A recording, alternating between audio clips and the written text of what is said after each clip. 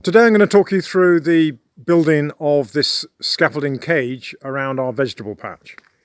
So we decided we needed to do something to protect our vegetables if we're going to bother growing them at all, because we have a big pigeon problem here, a lot of sparrows and things as well, and we didn't expect that our vegetables would survive very long if they weren't protected.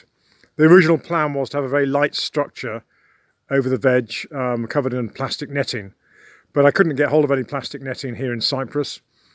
And anyway, we thought that it'd be more useful if we had something that we could walk under without having to move the netting in order to access the vegetables. So we came up with this plan.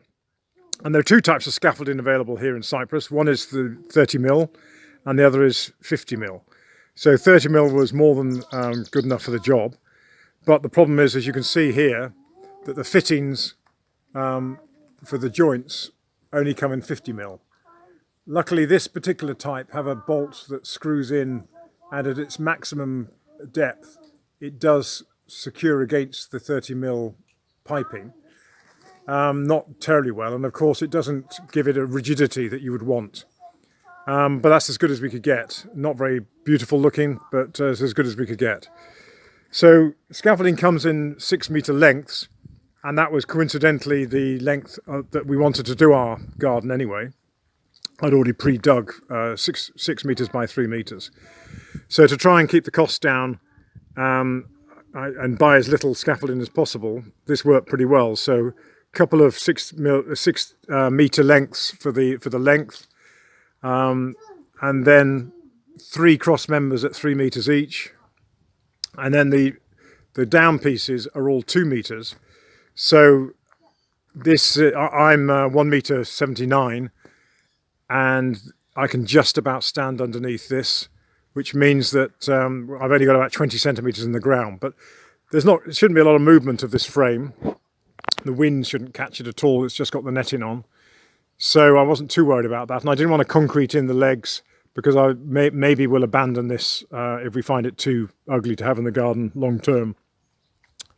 So the use of chicken wire over the frame is probably the most cost-effective option in the absence of green the plastic netting that you can get in UK. But it's quite difficult to use and to get tight and to make look good. It's also not very easy to join when you're talking about 6-metre by 3-metre pieces going over this frame. So you'll see that the way I've joined it mostly is I've had to use threaded wire.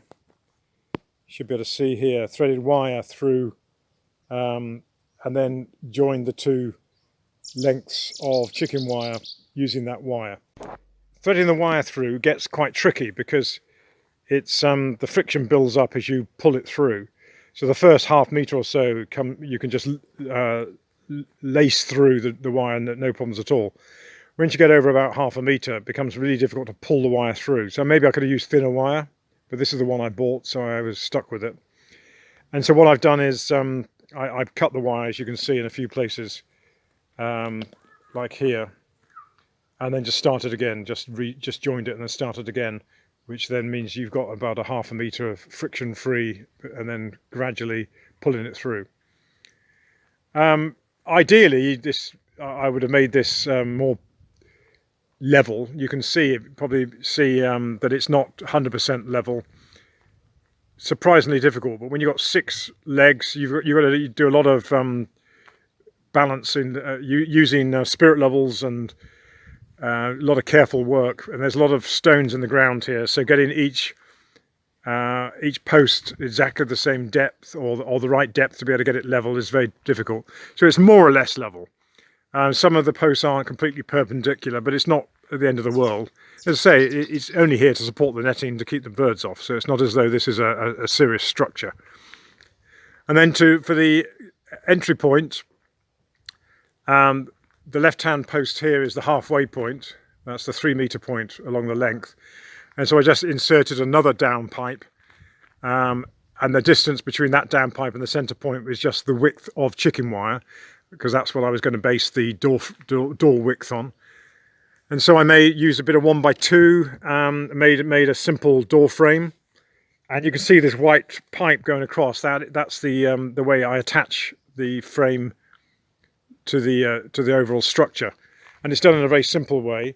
There's Jubilee clips attached to the door frame itself. Then we're using a Jubilee clip, another Jubilee clip around the scaffolding. I've used a piece of metal, turn it into a hook, and then this we can just lift up and down onto that hook, and it's light enough. With two hands it's very easy to do, and then you just move it to one side to gain access, and then close it up again, and that's good enough, rather than trying to put hinges and various things like that. And the ground's not level enough for hinges to work with a gate this wide anyway. The width is ideal for getting wheelbarrows in and out, and generally moving in and out. So one of the benefits of using this type of chicken wire for the sides is that you can have climbing veg on the inside. So we've got peas here at the moment. Very convenient to be able to allow the peas to grow up the side, and next year we'll probably do beans and do the same thing with the beans. We're not fully utilising it this year. We only finished this towards the end of the spring. We've got cucumbers, lettuces, a lot of radishes, and then strawberry patch over in the corner, a bit of garlic. And next year we'll expand it a little bit more. But I think this should work, and we don't find it too obtrusive. It's a useful size. 3 meters by 6 meters is a decent size for us to be able to grow enough vegetables for it to be fun. So that's how we are combating our pigeon problem. And I hope you enjoyed the video.